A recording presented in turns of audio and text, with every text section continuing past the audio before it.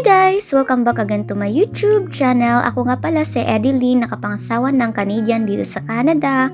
At kung bago ka lang dito sa aking channel, don't forget to click the notification bells para palagi kayong updated sa mga video ko. So for today's video guys, ay maaga nga kami nagising ngayon dahil may pupuntahan kami kasi yan po yung entrada po ng aming pupuntahan. Tingnan nyo naman po, napakaganda po yung nila, entrance pa lang yan guys. At nandito na po kami sa loob guys. May malaking yard selling po ngayon, kaya pumunta po kami dito ng asawa ko dahil sabi ng asawa ko mayroon daw siyang bibilhin na kagamit, mga tools para sa kanyang kasi alam niyo naman yung mga lalaki mahilig silang magbuting-ting bubuting-ting ng kahit mga sira-sira sa bahay natin. At tingnan nyo naman po guys kung sino dyan marunong mag-crochet. Tingnan nyo guys, merong kalabasa. Napakaganda naman yan guys ng design. At yan po, may mga iba't ibang mga kagamitan na binibinta nila dito guys. Merong mga display sa bahay, mga damit, mga sapatos, mga kagamitan, mga utensil guys. Tingnan nyo naman guys. Alam nyo guys, dito sa Canada walang tapon guys. Kung halimbawa mayroon kayong mga lumang mga kagamitan, ibibenta nyo lang guys. Yard selling. Pero sa Pilipinas wala tayong yard selling. Meron, okay. Pero yung mga okay naman kasi natin ay mga galing sa ibang bansa. Binibinta sa atin. Tapos dito kasi guys, halimbawa kung may kagamitan ka ditong luma, kaysa itapon mo guys, ibenta nyo na lang guys para magkapera kayo. Ganun po dito. Tingnan nyo guys, merong lumang pera dito guys. Ito ay lumang pera ng mga joke. Sabi ng asawa ka, joke money daw yan. Like mga hayop. Like aso. Yan guys, napakaganda pong mga painting. Maganda siyang i-display sa bahay guys. Tingin-tingin lang muna kami guys, pero may napili yung asawa ko, may binili siya tools po, parang screwdriver guys. Yun yung binili niya guys. At nag-ikot-ikot lang muna kami dito guys kung ano yung bibilin namin, kasi yung asawa ko guys, hindi talaga siya maghilig bumili ng mga kagamitan na hindi ba importante, like practical talaga siya guys. Pero mahilig siyang magtingin-tingin. Tapos kung may nagustuhan siya, bibilhan niya. Tingnan nyo guys, may lumang lampara. Akala ko tayo lang ang mayroong lumang lampara guys. Meron din sila dito. Tapos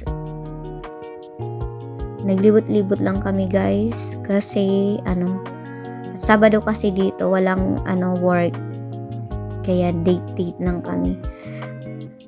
Tapos guys, nung malaki kasi yung yard selling ngayon guys.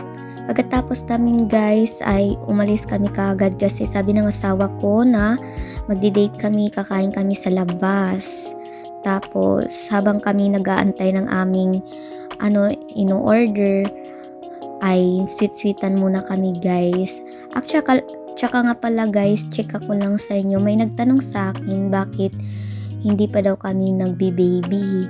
Para sa akin kasi guys, bago pa lang kasi ako dito sa Canada. 3 months pa lang ako dito. Gusto ko kasi na mas makilala ko pa yung asawa ko, mas mag-enjoy kami na kami lang munang dalawa.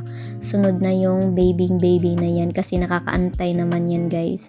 Bata pa lang naman ako guys, 25 pa naman ako. Gusto ko kasi i-enjoy at mas itong i-enjoy muna, kasi iba naman kasi guys kapag may anak na kayo, dalawa na yung aasikasuhin mo. Tapos mas okay lang naman magkaanak guys, pero hindi pa kasi ako ready. Alam mo naman, ambisyosa tayo, marami pang gustong patunayan, char. Ganon lang talaga guys, kaya wag muna ngayon kasi enjoy ko lang muna. Tapos sunod na yan guys kapag ready na ako at yung gusto ko na, Ganun guys. Katapos nga namin kumain guys, namili muna kami ng mga kagamitan sa bahay namin.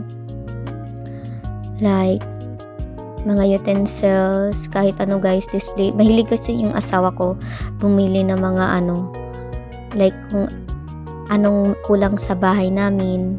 Gano'n naman talaga kapag nag-aasawa na kayo, gusto niyo kumpletuhin yung mga kagamitan niyo sa loob ng bahay niyo. Dati single ka, kahit lumang kutsara, tapos meron tayong yung mga ice creaman, hindi natin tinatapon. Dito yung asawa ko maarte, gusto niya yung bago lahat. Para siyang babae guys kaysa sa akin. Para siyang yung pang wife material ba, mahilig sa mga mga kagamitan.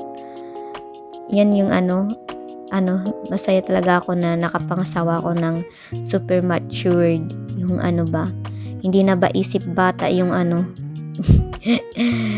Kaya naglibot-libot muna kami guys kasi at saka nga pala guys, malapit na pala yung Halloween party.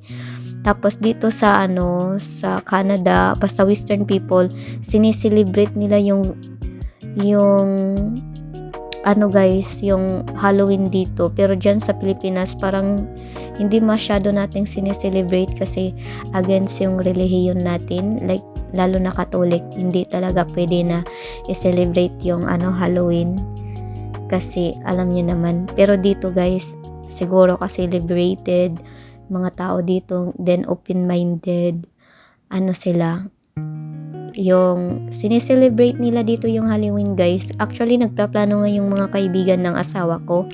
Sabi ng asawa ko na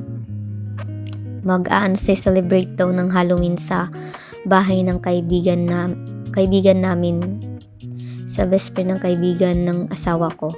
Kaya first time kong mag-celebrate ng Halloween dito guys. Kaya excited na din ako. Ganun. Sino relate dyan na asawang mapili ba? Tapos pinag-iisipan niya talagang kung yung bibilhin. Like, kasi yung papa ko kasi kapag pumupunta kami sa mga groceryhan or like mall or 578, yung papa ko kasi kung yung nakita niya, like halimbawa ito yung bibilhin niya, yan yung kukunin niya guys. Hindi niya na pagpipilian. Parang siya, gusto niya yung madali ba siya, mabilis siyang mamalingke or pumunta sa mall. Hindi ba kuha lang ba yung gusto niya, wala siyang pakialam kahit may sira ba yung bibilhin niya. Pero yung asawa ko guys, hindi ganun. Super talaga, para siyang maingat, tapos mapili, tapos titingnan niya pa yung kung wala tong damage. Yung papa ko kasi walang pakialam, basta may nakuha na. Tapos siya talaga, nagtatagal kami sa pamimili guys kasi minimake sure niya na hindi sira yung bibilhin niya ba guys. Tapos mapili talaga siya guys. Tapos namin guys mag-grocery, pumunta siya sa bookstore kasi yan yung paborito niya guys. Yan yung parang niya guys, hilig. Yan po yung gusto niya guys. Mahilig siyang magbasa. Tapos guys, umuwi na kami. Salamat guys sa panonood. Don't forget to click the notification guys. Subscribe my YouTube channel. Thank you. God bless.